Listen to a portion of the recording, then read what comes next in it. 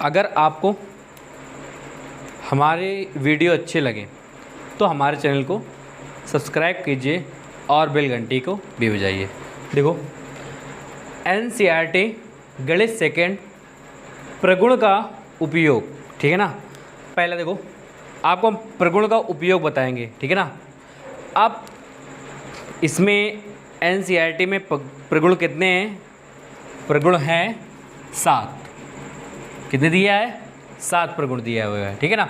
अब आपको हम 7 तो बताएंगे। देखो ध्यान देना, पहला होता है हमारे पास, देखो याद रखना, अगर यहाँ से प्रगुण पूरे होते हैं यहाँ पर। अभी हमारे पास इस समय NCERT में है कितना? यहाँ पर 8 प्रगुण है, ठीक है ना। यहाँ से P0 से चालू होता है और P7 से ख़त्म हो जाता है ये, ठीक है ना।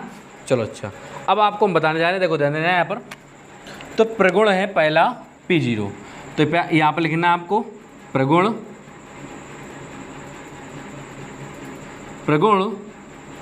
P0, ठीक है ना। अब देखो यहाँ पर प्रगुण P0 से, अब ध्यान देना है यहाँ पर। तो पहले हम बताएंगे प्रगुण P0, तो यहाँ पर क्या होगा, जैसे मान लो हमारे पास इंटीग्रेशन लिमिट दिए हैं B से A और fx और dx, ठीक है ना, याद रखना। तो fx, तो x के स्थान पर कोई चीज़ मान लिया जाए। जैसे हमारे पास हमने यहाँ पर लिमिट B से A और x के स्थान पर हमने मान लिया t मान लिया, तो यहाँ पर कितना है dt, और इसके बाद हल कर देते हैं, ठीक है ना। तो पहला प्रगुण हमारा पास उपयोग हो चुका है, ठीक है। पहला प्रगुण हो गया, P0 हो गया, ठीक है ना। अच्छा, अब इसके बाद में ध्यान देना यहाँ पर, अब प्रगुण हमारे पास P1 आता है, ठीक है ना। प्रगुण हमारे पास कितना आता है? P1 आता है, ठीक है ना। अब यहाँ से P1 हमारे पास क्या दिया है? देखो ध्यान देना यहाँ पर, अगर हमारे पास, देखो हमारे पास I बराबर इंटीग्रेशन दिया है, लिमिट दिया है B से A, ठीक है ना, और यहाँ पर दिए fx और dx, ठीक है। अच्छा, अब यहाँ से याद रखना, जब प्रगुण 1 उपयोग कब होता है? ध्यान देना यहाँ पर, जब यहाँ पर हमें क्या करना होता है, यहाँ पर अगर माइनस लगा दें, यहाँ पर क्या लगा दें? माइनस लगा दें, तो यहाँ पर लिमिट हमारे पास क्या हो जाती है? चेंज हो जाती है, मतलब बदल जाती है, ठीक है ना। लिमिट यहाँ से कितना हो जाए? A से B और fx और dx, ठीक है ना, याद रखना। और इसके बाद में एक और देखो, फिर इसके बाद में हम क्या करते हैं, इसे हल कर देते हैं, ठीक है। अच्छा, अब इसी में एक और आता है, ध्यान देना यहाँ पर, अगर हमारे पास लिमिट, अगर हमारे पास बराबर है, ठीक है ना, बराबर लिमिट दिया हुआ है, ठीक है। इसी में क्या बराबर अगर लिमिट दिया हुआ है, तो fx फिर dx बराबर इसका कितना आ जाएगा? यहाँ पर 0 आ जाएगा, ठीक है। ये कितना आ जाएगा? यहाँ पर 0 आ जाएगा। अगर हमारे पास लिमिट बराबर दिया हुआ है तो इसका मान कितना आ जाएगा? फिर 0 आ जाएगा, ठीक है ना, कोई भी मान हो इसके स्थान पर, ठीक है, याद रखना। अच्छा, आगे देखो, फिर इसके बाद में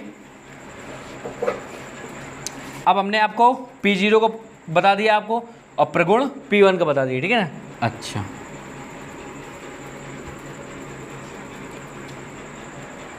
यहाँ पर ध्यान देना, अब आपको हम प्रगुण 2 का उपयोग बताएंगे, ठीक है ना। चलो अच्छा, अब यहाँ पर जैसे हमारे पास मान लो यहाँ पर एक फलन दिया हुआ है, ठीक है ना, इंटीग्रेशन B से A, ठीक है, और fx और dx बराबर, ठीक है ना। अब याद रखना, वो फलन किस में हो? मॉड के अंदर हो। जैसे यहाँ पर हमारे पास साइन x मॉड, तो इसे हम 2 पार्ट में लिख सकते हैं, एक तो प्लस में लिख सकते हैं, एक माइनस में लिख सकते हैं, ठीक है ना।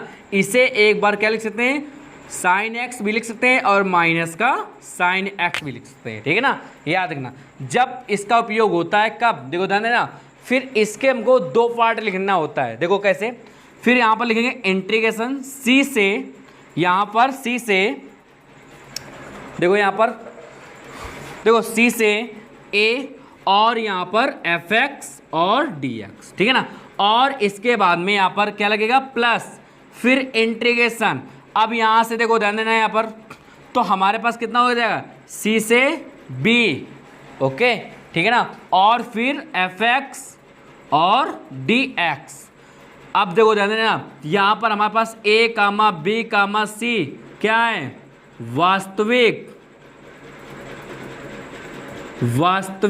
क्या है, संख्याएं हैं, ठीक है, ठीक। अच्छा अब यहाँ पर हमारे पास क्या है, वास्तविक संख्याएं। अब समझ में आया कि नहीं आया, ये कहाँ पर उपयोग होता है, जहाँ पर हमारे पास फलन में मॉड लगा हो, मॉड हमने बताया था ना अभी ना, याद रखना, ठीक है। अच्छा अब इसके आगे देखो ध्यान देना, यहाँ पर अगला है, अब यहाँ पर आपको प्रगुण का तीसरा उपयोग बताएंगे, ठीक है ना। देखो अब प्रगुण आपको तीसरा बताएंगे, P3 बताएंगे। अब देखो यहाँ पर ध्यान देना P3 कहाँ पर उपयोग होता है, देखो ध्यान देना, अगर हमारे पास I बराबर इंटीग्रेशन फलन दिया हो, क्या दिया हो, B से A लिमिट दिया हो और fx और dx दिया हो, ठीक है ना, तो हम यहाँ पर बराबर लिख के क्या लिख देते हैं, ध्यान देना यहाँ पर इंटीग्रेशन यहाँ पर लिखेंगे f, ठीक है, और f के बाद में यहाँ पर लिखेंगे क्या, a प्लस b, क्या लिमिट को जोड़ देंगे, ठीक है ना, लिमिट को क्या कर देंगे, जोड़ देंगे। यहाँ पर लिखेंगे a प्लस बी माइनस का x, इसको x को माइनस, ठीक है ना, इसे क्या कर देंगे, माइनस में कर देंगे, ठीक है, और यहाँ पर dx हो जाएगा, ठीक है ना। अच्छा अब याद रखना यहाँ पर, और इसके बाद में लिमिट हमारे पास क्या बना रहेगा, b से a बना रहेगा, ठीक है ना, याद रखना। तो तीसरा आपको उपयोग बता दिया हमने, ठीक है। अच्छा याद रखना, ध्यान देना कहाँ पर हमको उपयोग करना है ये, ठीक है ना, कहाँ पर उपयोग करना है, देखो ध्यान देना, जब हमारे पास इंटीग्रेशन b से a दिया हो और fx और dx दिया हो, जैसे हम आपको बताने जा रहे हैं, ठीक है ना, जैसे हमारे पास इंटीग्रेशन, मान लो हमारे पास b से a दिया हुआ है लिमिट, और यहाँ पर साइन x दिया हो और dx दिया हो, ठीक है ना, तो यहाँ पर हम जैसे मान लो यहाँ पर क्या लगा देंगे, P3 लगा देंगे, ठीक है ना, क्या लगा देंगे, P3 लगा देंगे, ठीक है। अच्छा अब आगे को इसके बाद में प्रगुण अगला, अब प्रगुण नंबर 4, ठीक है ना, याद रखना प्रगुण नंबर 4, ठीक है ना, इंपॉर्टेंट है, ओके, प्रगुण नंबर 4 इंपॉर्टेंट है, सबसे अधिक उपयोग होने वाला P4 है, ठीक है, याद रखना।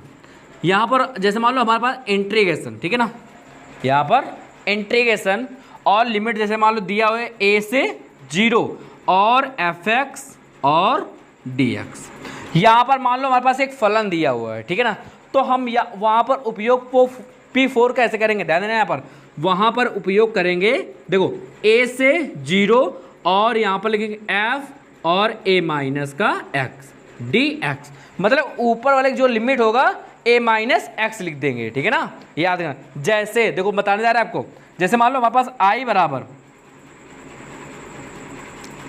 देखो i बराबर इंटीग्रेशन a से 0, मान लो हमारे पास यहाँ पर हमारे पास कितना दिया है, साइन x dx, ठीक है ना, तो आपको कैसे लिखना है, देखो ध्यान देना, यहाँ पर जैसे हम लिखेंगे P4 से, ठीक है ना, यहाँ पर लिखेंगे P4 से, मतलब प्रगुण नंबर 4 से, ठीक है ना, तो यहाँ पर आपको करना क्या है, यहाँ पर आपको कुछ नहीं करना है, यहाँ पर लिमिट a से 0 और इसके बाद में साइन, ठीक है ना, और x के स्थान पर हमने बताया था, x के स्थान पर क्या लिखना है, a माइनस का x, समझ में आया, और dx।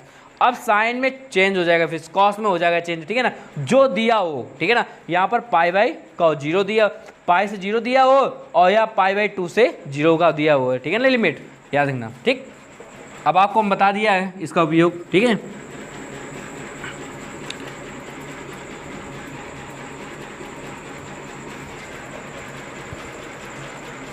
अब देखो प्रगुण नंबर 5, ठीक है ना, अब यहाँ पर ध्यान देना प्रगुण नंबर 5 का उपयोग हम बताने जा रहे हैं आपको। जैसे हमारे पास ध्यान देना लिमिट के अनुसार चलता है, ठीक है ना, यहाँ पर लिमिट जैसे हो 2a से 0 और fx और dx, ठीक है ना। तो इससे क्या लिख सकते हैं, देखो ध्यान देना, यहाँ पर इंटीग्रेशन a से 0 लिख सकते हैं और fx dx, फिर इसके बाद प्लस, ठीक है, फिर इसके बाद इंटीग्रेशन a से 0 और फिर f यहाँ पर लिख सकते हैं 2a माइनस का x और dx, ठीक है ना, ये लिख सकते हैं, याद रखना। तो प्रगुण नंबर हमारे पास कौन सा उपयोग होगा, याद रखना, प्रगुण नंबर 5 का उपयोग इस प्रकार होगा, ठीक, याद रखना। अब यहाँ पर देखो कितना दिए, 2a दिया, ठीक है ना। तो यहाँ पर जैसे मान लो हमारे पास 2 पाई दिया हो, मतलब मान लो कुछ भी दिया हो उससे लेने देने नहीं, मगर करना है आपको। देखो ध्यान देना कैसे, जैसे मान लो हमारे पास जैसे सवाल दिया हो, देखो ध्यान देना, i बराबर इंटीग्रेशन, जैसे मान लो हमारे पास 2 पाई दिया है, यहाँ पर 0 दिया है, ठीक है ना। अच्छा, और यहाँ पर fx के स्थान पर मान लो हमारे पास यहाँ पर sin x dx दिया है। तो आपको करना कुछ नहीं है, जहाँ पर fx के स्थान पर sin x लिख दिया है, यहाँ पर sin x, f के स्थान पर sin, तो कितना हो जाएगा 2a माइनस का x हो जाएगा, ठीक है ना। तो इसी प्रकार से हमें कर देंगे यहाँ पर a से 0, अब यहाँ पर लिख देंगे sin x dx, ठीक है ना। और इसके बाद प्लस, फिर इंटीग्रेशन, फिर a से 0, अब कितना आ जाएगा यहाँ पर f के स्थान पर देखो sin, और फिर यहाँ पर 2a माइनस का x और dx, ये लिख सकते हैं। इसके बाद हम इसे हल कर देंगे, ठीक है ना। तो 2 पाई जहाँ पर दिया हो 2 पाई रख देना है आपको, तो यहाँ पर a दिया है तो यहाँ पर पाई आपको रख देना है, और यहाँ पर देखो a का मान कितना दिया है, देखो ध्यान देना यहाँ पर 2a, तो 2 पाई, तो यहाँ पर पाई और यहाँ पर पाई, ठीक है ना। चलो अच्छा, अब इसलिए देखो हम साफ किए दे रहे हैं, ठीक है।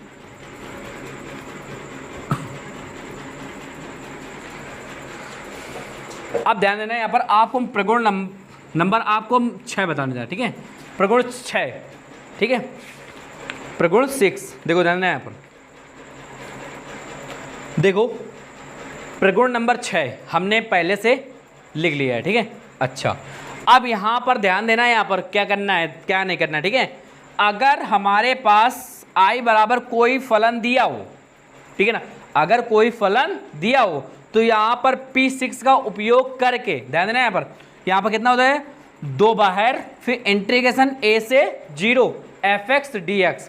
अब यहाँ पर आगे क्या दिया है, ध्यान देना यहाँ पर, अगर हमारे पास यदि f 2a माइनस x, ठीक है ना, उसमें घटाया जाए तो उसके बाद fx का जो फलन आता है, ठीक है ना, तो सम फलन है, ठीक है ना।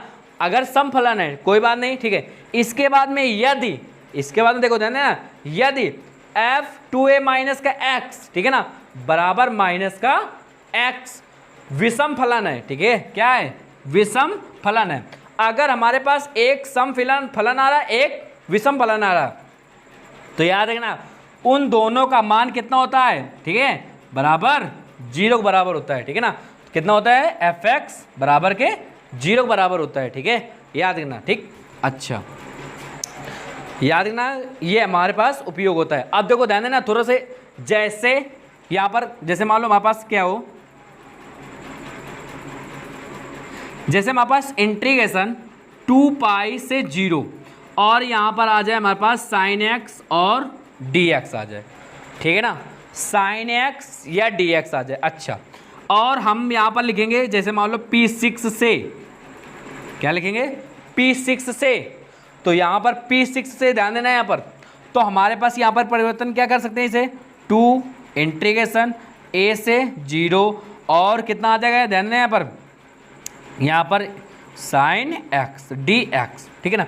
अब यहाँ पर देख लेते हैं ये 0 है या नहीं है, देखो ध्यान देना, इसमें मान भी रखेंगे, कैसे, देखो ध्यान देना, यहाँ पर कितना है हमारे पास, f के स्थान पर कितना है, साइन दिया हुआ है, तो यहाँ पर लिखेंगे साइन, और इसमें कितना दिए 2a का मान मतलब कि 2 पाई, फिर माइनस का x कहाँ दिए, x दिया है, ठीक है ना, x, ओके, ध्यान देना। जैसे मान लो हमारे पास साइन 2 पाई माइनस x, ठीक है ना, 360 माइनस x। अब जैसे मान लो ये हमारे पास चेंज हो जाएगा, ठीक है ना, जब ये चेंज हो जाएगा हम मान लेते हैं कि ये हमारे पास एक माइनस में आ जाएगा, ठीक है ना, ये साइन हमारे पास क्या आ जाएगा, माइनस में आ जाएगा, ठीक है, ध्यान देना यहाँ पर हम मान लेते हैं 2 मिनट का, और फिर इसके बाद में ये मान फिर इसमें रखेंगे, मान लो इसका भी माइनस में आ जाएगा, इसका भी माइनस में आ जाएगा, तो ये तो हमारे पास दोनों ही एक ही प्रकार का गए ना, तो तो याद रखना, तो ना तो इस, ठीक है ना, तो दोनों विषम फलन हो गए।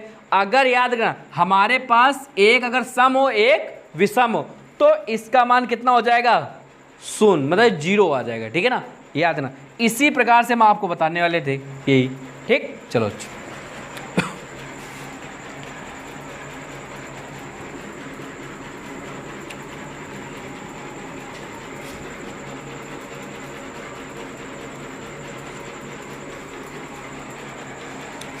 अगला देखो, प्रगुण है क्या, 7, ठीक है ना,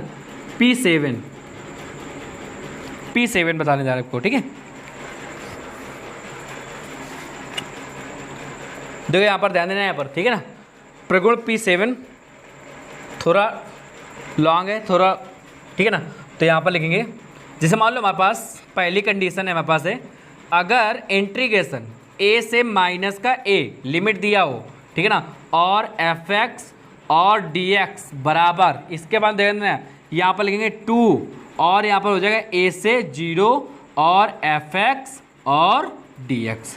यदि ध्यान देना यहाँ पर, यदि f, ठीक है ना, f एक क्या हो, सम फलन है, ठीक है ना, सम फलन है, तो या यहाँ पर तो कामा अर्थात, ठीक है ना, अर्थात यदि, अब इसके बाद देखो ध्यान देना यहाँ पर, यदि दिया है कि f माइनस का x बराबर fx, ठीक है ना, तो हमारे पास ध्यान देना यहाँ पर, ठीक, यहाँ पर ध्यान देना, जैसे मान लो नंबर 1 कंडीशन दिया हुआ है, ठीक है, अगर लिमिट हमारे पास a से माइनस का a दिया है और फिर fx dx दिया है बराबर 2, फिर इंटीग्रेशन a से फिर 0 और fx dx लिख देंगे, ठीक है ना, यहाँ पर ये तो लिख देंगे। अब यहाँ पर ध्यान देना, यहाँ पर देखो, अगर यदि f एक सम फलन है, यहाँ पर मान रख के देखेंगे, अगर सम फलन है तो हमारे पास इसका मान 0 बराबर नहीं होगा, ठीक है 0 के बराबर नहीं होगा, ठीक है ना। अगर विषम फलन है, ठीक है ना, अगर इसका मान माइनस का आ गया, विषम फलन है तो उसका मान क्या हो जाएगा, 0 हो जाएगा, ठीक है ना। तो देखो जैसे मान लो हमारे पास आ जाएगा, जैसे देखो सम फलन का आपको कंडीशन बता रहे हैं, ठीक है, जैसे हमारे पास इंटीग्रेशन मान लो यहाँ पर आ जाए हमारे पास π/2 फिर माइनस का π/2, ठीक है, और यहाँ पर आ जाए हमारे पास cos x और dx, यहाँ पर इतना आ गया। जैसे मान लो हमारे पास सवाल आ गया तो यहाँ पर कंडीशन कौन सा लगाएंगे, यहाँ पर लिख देंगे, यहाँ पर P7 से, क्या लिखेंगे, P7 से, ठीक है ना। अच्छा, प्रगुण नंबर 7 से, ठीक है। अच्छा देखो अब यहाँ पर ध्यान देना, तो हम यहाँ पर क्या लिखेंगे 2, फिर इंटीग्रेशन यहाँ पर लिख देंगे π/2 और यहाँ पर लिख देंगे 0 और इसके बाद में लिख देंगे यहाँ पर cos x dx। cos x को इसी प्रकार से रख देंगे जिस प्रकार से हमारे पास है। अच्छा, अब यहाँ पर ध्यान देना, अब ये देखते हैं ये सम फलन है या विषम फलन है। देखो कैसे, जैसे मान लो हमारे पास f दिया है, जहाँ पर f दिया है वहाँ पर हमारे पास क्या दिया है, cos दिया है, तो यहाँ पर लिखेंगे cos और माइनस का x, तो हमारे किस में जाता है ये, तो ये तो प्लस में जाता है ना cos x, क्यों, तो ये सम है कि विषम फलन, बताओ। यहाँ पर सम फलन है, जब ये सम फलन है तो इसका मान 0 बराबर नहीं होगा, ठीक। अच्छा, अब देखो इसके बाद में दूसरी कंडीशन इसमें दिया है,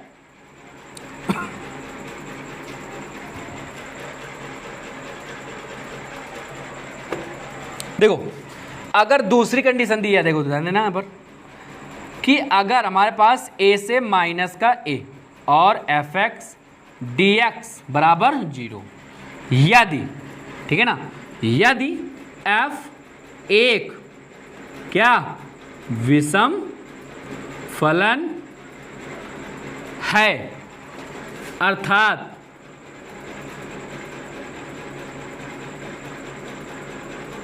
ठीक है, अर्थात यदि एफ माइनस का एक्स बराबर माइनस का एक्स आ जाए, ठीक है ना। याद देना, देखो ध्यान देना,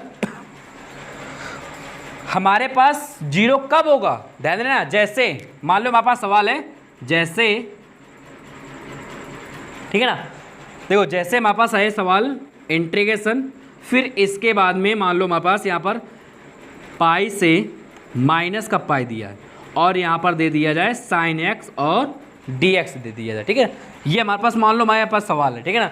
अब इसको देखते हैं ये सम है या विषम फलन, तो यहाँ पर मान रख देते हैं, ठीक है, ओके। तो यहाँ पर एफ के स्थान पर कितना दिया है, साइन दिया है, तो साइन यहाँ पर क्या लिख दें, साइन और माइनस का एक्स, तो किस में जाता है, तो माइनस का एक्स में जाता है ना। तो ये हमारे पास क्या है, एक विषम फलन है, तो इसका मान कितना हो जाएगा, सीधे जीरो आप रख देंगे, ठीक है ना। यहाँ पर लिखेंगे क्या, P7, ठीक है ना, P7 से आप ये लिखेंगे P7 से, और इसके बाद में आपको यहाँ पर दर्शा भी देना है, जैसे में लिखोगे आप P7 से, ठीक है ना, तो यहाँ पर आपको लिखना है अतः, ठीक है ना, विषम फलन है, ठीक है ना, इसका मान क्या है, एक विषम फलन है, तो इसलिए इसका मान कितना हो जाएगा, जीरो हो जाएगा, सीधे आपको जीरो रख देना है, वही हमारे पास आंसर आ जाएगा, ठीक है। अगर आपको हमारी वीडियो अच्छी लगी हो तो हमारे चैनल को सब्सक्राइब कीजिए और बेल घंटी को भी बजाइए और शेयर करते रहना, ठीक है।